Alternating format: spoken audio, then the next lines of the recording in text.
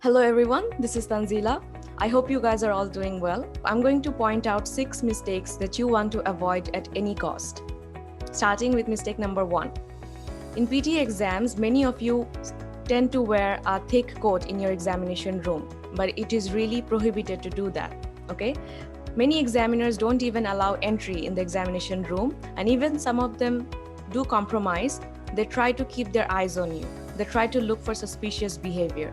So even if you feel uncomfortable or very hot, try not to do such mistakes. Try not to do any movements like that which will arouse suspicion in your examiner's mind. Okay? Moving on to reason number 2. This is the mistake that you definitely want to avoid. Many students, they do this. While checking their headset or microphone before their examination begins, they try to write the memorized template on their notepad. You're not allowed to do that. This is actually considered as cheating. So if your supervisors notices this, they're definitely going to keep their eyes on you. So don't do that. Try to avoid to do this thing. Instead, try to write the memorized template, like for example, essay template, retail lecture template. We use templates for that, right? So write these templates in your notepad during the preparation time.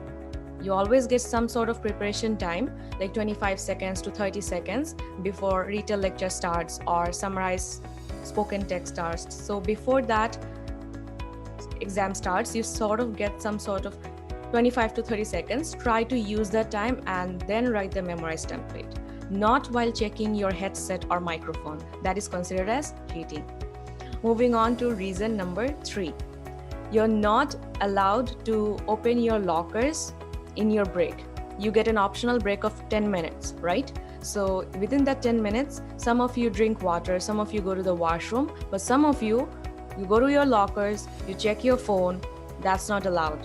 So don't do that. That's another mistake that you want to avoid, okay? Because even if you go outside, sometimes you might fail to return at your desk at your designation in time. So try to avoid leaving your desk within that 10 minutes break, okay? Now, moving on to mistake number 4. Sometimes during our exam in the speaking modules, you might be speaking very loudly, and that might be very upsetting or disturbing for the other students. So sometimes you might get reported by the other students. That is possible. So what you have to do is, you have to practice at home, you have to sit for mock tests, you have to speak calmly and quietly. In your exam, many other students are going to sit for the exams with you, right? So they might complain if you have a very loud and high-pitched voice, okay? So they might report you. So that's another mistake you want to avoid. What you want to do is look at our video demonstrations on our Facebook page. Look how we speak during our speaking modules. I have many videos regarding read aloud, retail lecture, summarize spoken text, then what else? Describe image, repeat sentences. Look at those videos, look at how I speak, and that will definitely help you, okay? So you're going to notice that we always keep our voice calm. Now moving on to mistake number 5. Sometimes your fingerprints cannot be scanned. This scenario doesn't happen a lot, but it is possible. And once it happens, it's very, very serious. So make sure that your hands are clean and dry, okay? So keep that in mind. Don't forget this one.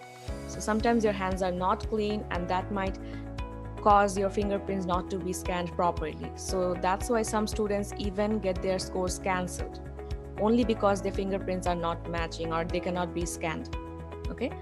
Now moving on to our last mistake, mistake number 6, don't touch your passport.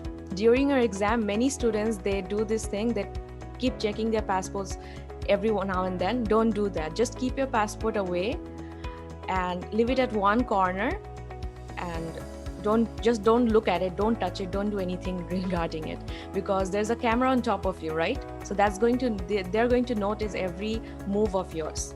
So if you keep touching, if you keep fiddling around with your passport, that can also trigger a suspicion in your invigilator's mind, in your supervisor's mind. So you want to avoid that. So I hope you understood all these 6 mistakes that many students do, and you're definitely going to avoid these mistakes. And I hope this video is going to help you out. Please give us a message if you are confused about anything. Just look at our Facebook page and we're going to update you with more videos like this. Okay? Thank you very, very much.